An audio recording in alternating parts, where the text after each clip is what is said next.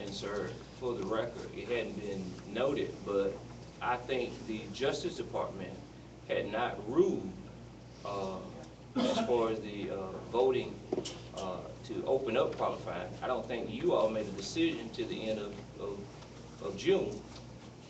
I had made a deposit as of June 7th.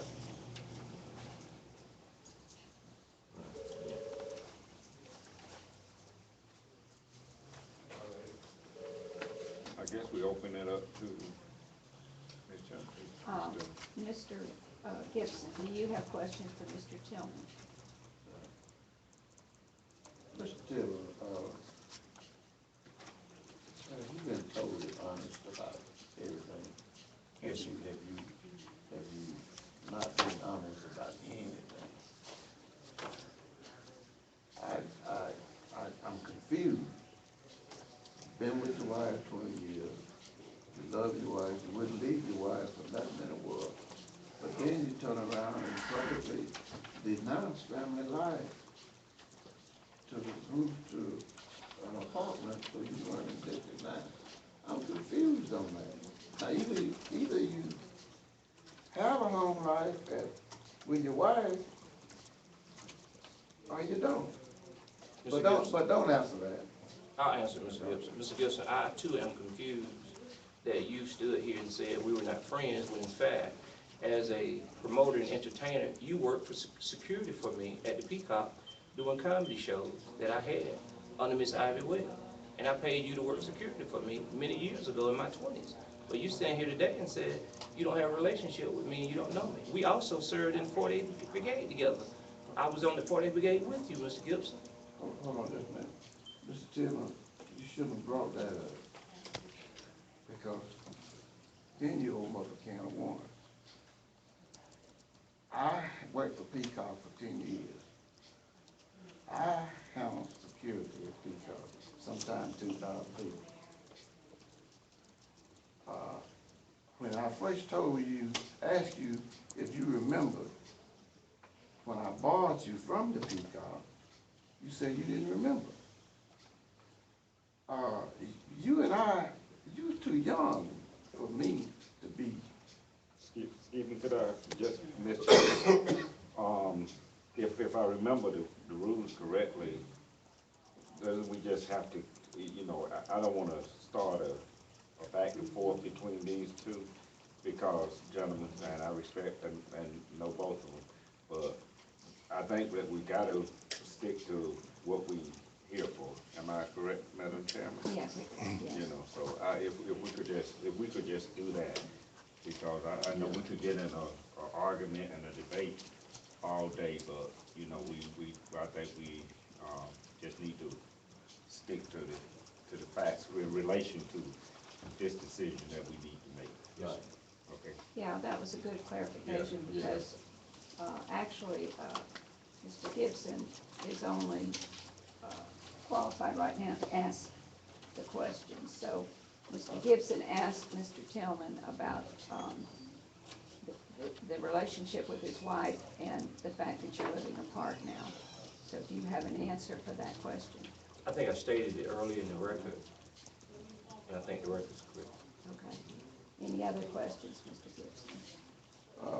Mr. Tillman, why haven't you filed with the State Secretary of State your financial disclosure? But why haven't you paid your fine? They fined you $125. I'm quite sure that you got a copy of it. So for what reason you have ignored filing a financial district? That's one of the first things you do. I mean, you've been up, Johnny, on everything else. And I noticed, but when it comes to the law, you set your own rules. I mean, you manufacture everything to your satisfaction. Why haven't you filed your financial disclosure with the Secretary, State Secretary? And why haven't you paid your fine? Mr. Gibson, today was the first I've heard of that from you. Well, and I'm did not you get a aware. copy? I did not, and as far as I know, I qualified to run in this election at the end of July. And to my knowledge, as of September 2nd, 15 days before the election, is when financial statements are due. Maybe the other candidates, or because they may have seen my name come across the screen, assume that maybe I qualified with everybody else. I'm the last person to qualify, and so I was not aware of that, and we'll be glad to take a look at that and take care of it. Mr. Tillman, it's not from me, it's from the Secretary of State's office. Said that you've been fined for not filing your financial disclosure. Again, I'm not aware of it. This is the first time. You mean to tell me they would put that on the internet and not even notify you? I don't know. It's dated today's date. And so, you got it, on today's date, and it's dated today's date.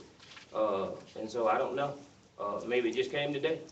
I don't know how you got it on today's date, because it's No, I got it dated. yesterday. It's dated August 19th. I got it yesterday. Well, I haven't received it. And you got it in the mail, because it didn't come to me. And I haven't seen it. One of my constituents brought it to me. Oh, okay. Well, It looks as though it should be mailed to the 5341 Bloomfield Road. Yeah. Mm-hmm. Yeah, that's being there. But you know everything else, but you didn't know that you were supposed to file a financial disclosure. Oh, I'm aware that we're supposed to file one. And if you don't file one, it doesn't prohibit you from running. It doesn't prohibit you from moving forward. You're just fine. That's all I have. Are there any more questions for Mr. Tillman from the board? I don't have. I wanted to say to Mr. Gibson that I could appreciate him, and his questions that he asked, but I really felt like some of them were too personal, that this is not necessary. In other words, we need to deal with the facts, and that these questions, many of them, were not necessary, like the source of his income, I don't see how that figures. There were just several of these questions on here. His Internal Revenue Service 2012 taxes. I didn't see where that impacted what we are trying to do here today. I could appreciate you doing it, but I just don't see where, Can I answer that, ma'am? yes. Okay, if you'll go to, official code, Georgia 21-2-217, you'll see where that is a part of establishing residential, that it should be taken by the board. It names all of what you just named there. It says, the register taking such, and determine a voter's qualification, which is a candidate to register and vote. The registrar, which is the board, to whom such application is made shall consider, in addition to the applicant's express intent. You see where I got it from now? Okay, yeah, okay. Okay, but so, I just didn't make those up. That's something you all should consider. That's the reason I passed it out to you. But it says the voter's qualification. No, it's the same thing for candidates, you'll see at the bottom, whether it's voter or they have to establish residential. Same thing. It refers to establishing residence. Residence, right. It don't matter whether you're a candidate or a voter. Mr. Tillman, the back and forth about your home ownership was a little bit confusing. As of right now, do you and your wife jointly own the home on Rocky Road? Madam Chair, as of January 2013, we filed a homestead exemption in effect. You only have to file it once a year. So therefore, in 2014, I would have to file a new resident if I have a new home. And so you only file it once a year. Right. So as I moved in January of June of 2013, therefore I cannot file homestead exemption come January 1 of 2014. I think it's confusing to a lot of folks, and a lot of folks hadn't heard and understood homestead exemption. Well, do I understand Yeah, but what- that to mean that you and your wife will file separately in January 2014? Well, there's no reason for me to file at all, because she has the occupancy and permanent resident there. So I expect her that she will file homestead exemption. Now, let me answer that question directly too. May I ask a question? Sure. Is the quit claim deed still in effect? To my knowledge, I think what we have to do is between the tax assessors, Superior Court Clerk's office, is get that paperwork corrected. Okay, when you say correct, do you mean, As for the quit claim deed, they only show 1996 when we filed homestead. The card was missing, and the 2008 card was Right. missing, and we were looking for it to show up here today, but it didn't, and so. The answer to your question is the property is registered with the clerk's office in deed book 7919-107 in the joint names of Danette Tillman and Alcindor Tillman. It's dated May the 30th of 2008. That's the last deed of record at the courthouse. So it is in their names as of today in both names, absolutely.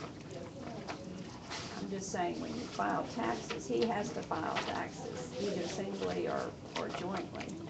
Now, I think we're talking two different things there. One's for the homestead exemption, and one you're talking about for taxes, period. I can be taxed on property, even though, for instance, I own some property on Dickens Drive South, to give you a perfect example. I have a remainder interest in the property. I gave a life estate to my son who occupies the property.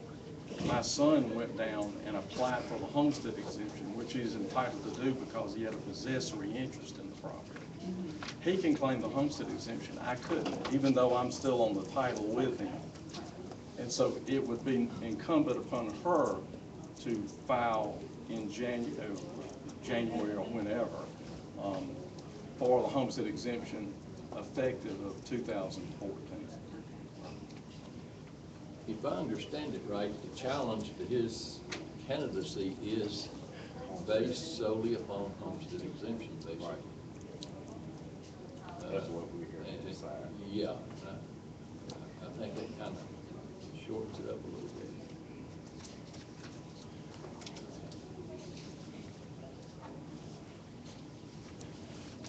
I have no other questions. Anybody? All right. Are we ready to vote, or are there any other motions from the board? I'd like to make a summation on behalf. Oh, I'm sorry, I on forgot behalf of Mr. summations. No, you're right, you're right. You're absolutely right. Thank I'll you. make it short, I'm sorry. Mr. Gibson, you Mr. you have a Gibson. motion. No, I think by the Yeah. rules, it gotta be. Yeah, you go first. Thank you. First, I would like to apologize if I seem to be upset. I'm not. It's just that I believe in what I'm doing. I didn't really want to run for office, but I was asked by a lot of people to run because of my 35 years with the police department with a clean record. And most people know that I'm fair. I'm not trying to destroy Mr. Tillman. But I grew up very poor. But there's one thing that when I grew up in my house, my daddy was a minister, my two brothers was preachers, my mother was an evangelist. If we didn't have food to talk, but one thing, to never tell a lie, to be honest, even if it kills you. If you go to jail, you be honest. I am so confused about, although I worked with the law for 35 years, I'm not used to people twisting the law. When the law is written, you go by it. We are talking about, I live up the street from District 9 over here. There was no variance given. When the line is drawn, that's it. Nobody should question that. the law is all we have. And when you start questioning the law, some people feel that, this is just my personal feeling, some people feel that they are above the law. And my friend, as he said, Mr. Tillman fit that category with me. He has shown it time after time. Mainly by attaching himself with people above his status. People who really don't know Al Tillman. But, you know, we can, whatever you do, when the people come in the voting poll, they're gonna make that decision.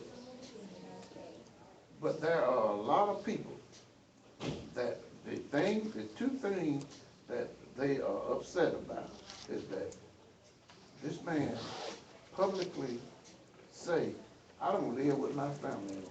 That destroyed a lot of credibility, character assassination with Mr. Tillman. But it's just something about all of this maneuvering just to run for office that is just not right. And like the gentleman said, it all boils down to either you live in District 8 or you don't. All of the other stuff that you is manufacturing to circumvent the rule, to me, doesn't matter. Thank you. Thank you, Mr. Gibson. Mr. Tillman? Yeah, on behalf of Mr. Tillman, you know, I think it is focused on the homestead exemption here. And I think everybody's pretty familiar with a homestead exemption. When you go in, if you occupy property, you can apply for it, and you can apply for it within certain time periods, and you get it for that tax year. Of course, nothing keeps you from moving your residence after you have qualified for a tax year. So the fact that he qualified for January 1st of 2013 tax year does not prohibit him from moving his residence if he in fact does so and declares his intention to do so. And that's what this code contemplates. It doesn't say the only thing you look at is what his homestead exemption was on January the 1st. And then it decides everything.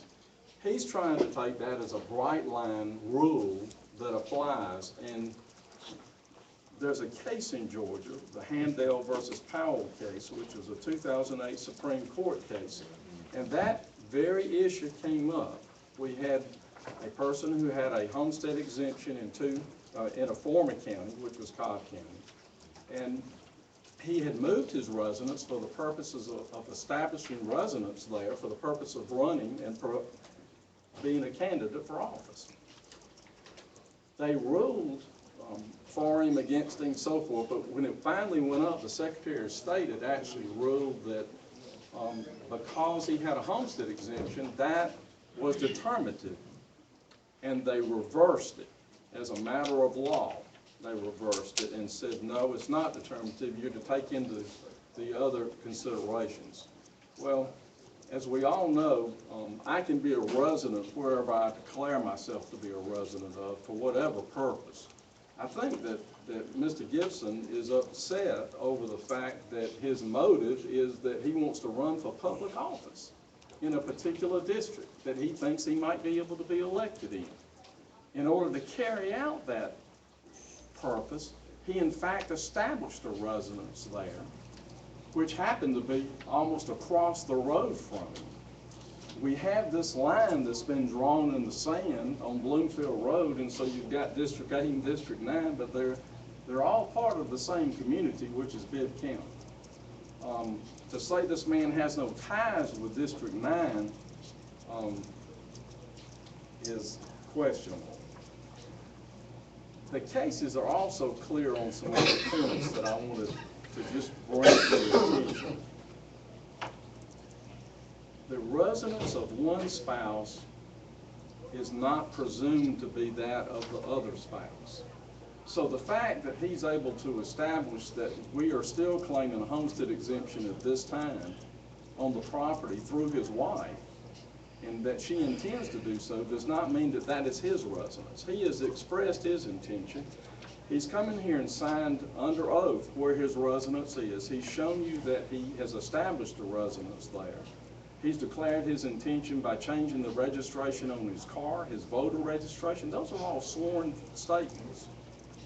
He gave sworn testimony here today. The only sworn testimony you heard was from Mr. Tillman. We think the law was very clear that when Senate Bill 25 amended House Bill that was passed for consolidation, it gave various qualifications, and it said, and for any described districts resulting from redistricting, a candidate must only be a resident of the commissioner district on the day of qualifying. The day of qualifying that he signed those papers on was in July. He established his residence well before then, has occupied that residence since then. He does have a happy and good relationship with his wife. It is, for the future where they will reside together. You can't sell a house instantly anymore. You can't move instantly anymore. But he did establish his residence at the property address on Bloomfield. And we ask that you simply do comply with the law and that you find that he is a qualified candidate in District 9 in accordance with his application. Thank you. Let me just say something. The case that Mr. Harris was talking about, Supreme Court of Georgia, October 30, 2008, Supreme Court Benham J. held that candidate's homestead exemption on property outside the district was not sufficient to determine the candidate did not reside in the district. And that's what he's basing that on. I agree with you. I know, a lot of times, all of us right here have had to read over a lot of stuff in the last few days. But two things I think, right? One of it is that the Supreme Court expressed really the only thing that how we deal with it. It basically says that homestead is not a determining factor. The second, Georgia Supreme Court, right? Georgia Supreme Court. And the other part is that also stated, that was brought up, is that a person, a candidate and their spouse don't necessarily have to be in the same domicile. So I just wanted to say that because if anybody wondering how we, some of the things that we have to decide on, we had to read all of that and just, before we could make a decision here today. Okay. Madam Chairperson, may I just take care of one legal matter? There was something brought up by Mr. Harrison as to Mr. Tillman's testimony being the only sworn testimony that was received. In fairness to Mr. Gibson, if I may put him under oath and ask him to re-adopt everything he said, that would also be considered under oath. If I may do that at this time. Mr. Gibson, be raised right hand, please. Do you swear or affirm the testimony that you have given and that you're about to give in this matter be the truth, the whole truth, and nothing but the truth, so help you God? I do. And Mr. Gibson, you provided, you can put your hand out, I'm sorry. Mr. Gibson, you provided some testimony here today, and it's been taken down by a court reporter. Now that you are under oath, do you adopt that testimony as being the truth and the whole truth and nothing but the truth, as the oath indicates? So there we go. Thank you. Thank you, Mr. Nolan. All right. Any further discussion or deliberation or motions? All right. I think we're ready to vote then. Proper wording here.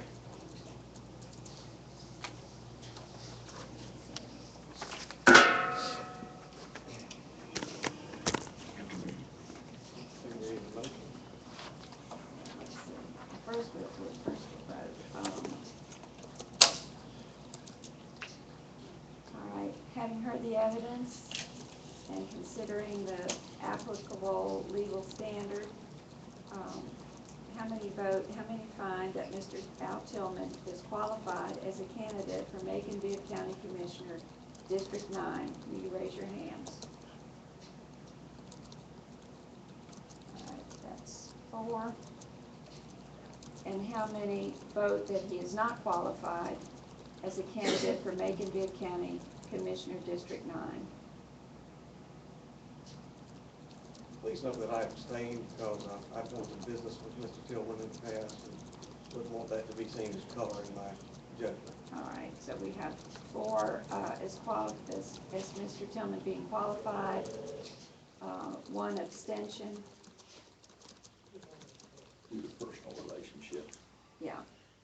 So then, by that vote, we do declare that Mr. Tillman is qualified as a candidate for Macon-Bibb County Commissioner, District 9, and we will